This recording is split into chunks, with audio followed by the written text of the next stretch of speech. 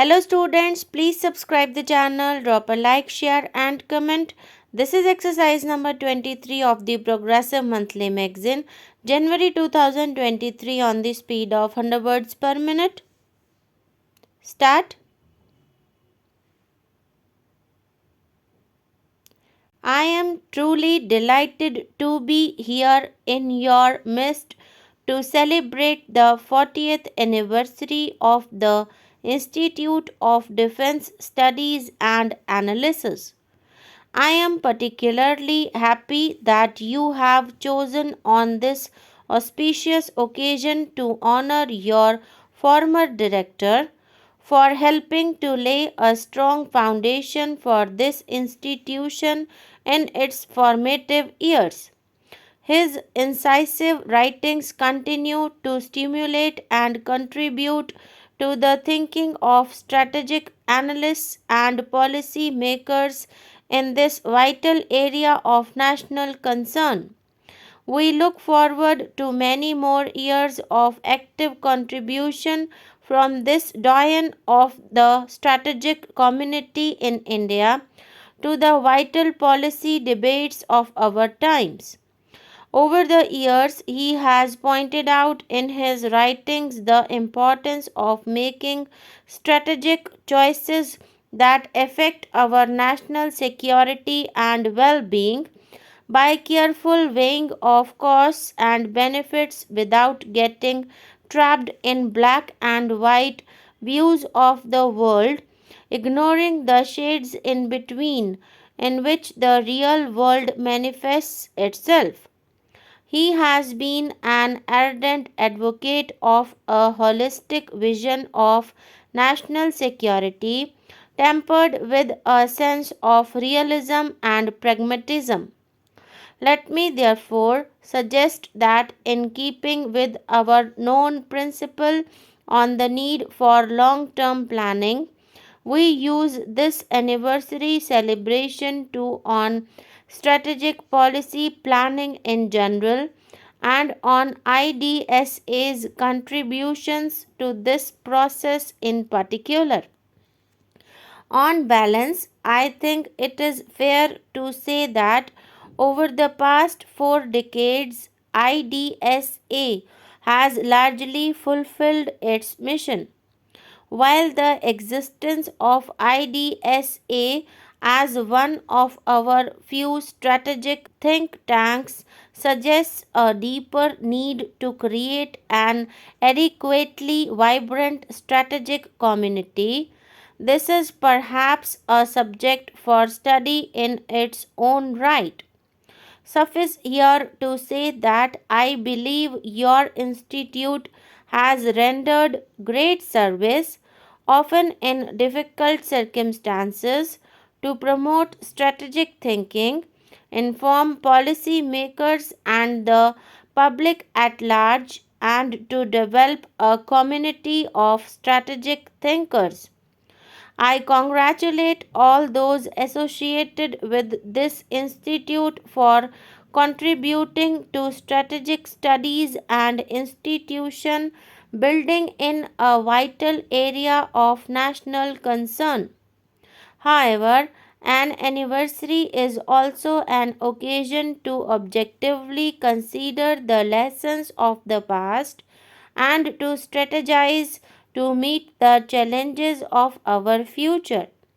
I would like to briefly outline the challenges that confront us today. It is a truism that despite the progress humankind has recorded, war, disease, and ignorance, we can therefore draw no comfort from the trends that determine our future. Optimists suggest that the present security challenges will at worst persist, but pessimists forecast total devastation. Pragmatists suggest that security problems will worsen over time, but probably incrementally. Personally, despite my own training in the dismal science of economics, I am inclined to be more optimistic than the optimists. Perhaps Bonar Law was right when he said that there is no such thing as an inevitable war. If war comes, it will be from the failure of human wisdom. I believe that peace in our troubled and violent age requires eternal vigil, patience, and wisdom. We must all work together to analyze potential sources of conflict to find solutions without resource to arms. It is this that is the challenge before governments and humankind as a whole. It is in this context that centers of research and think tanks derive their importance. Policy making in most countries is often reactive. Governments are driven by deadlines and events. And once an event occurs, it is a bit late to plan for it.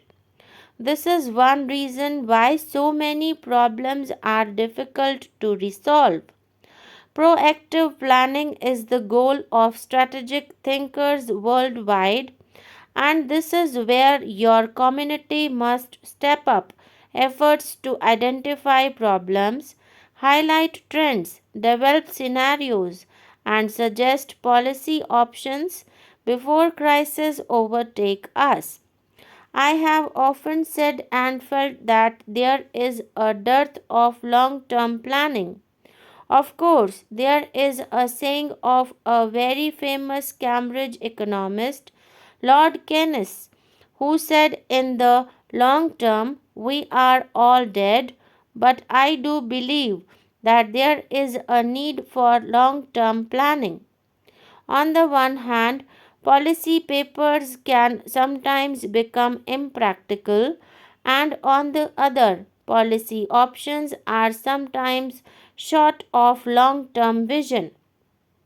Our academia loses its sense of independence, and government begins to devalue inputs from outside its system. There is therefore an obvious interest in strengthening mutual interaction to focus on long term planning.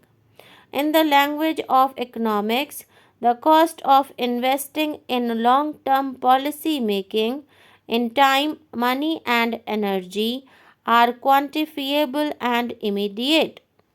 Unfortunately, however, the benefits are reaped only in future and all too frequently by successors.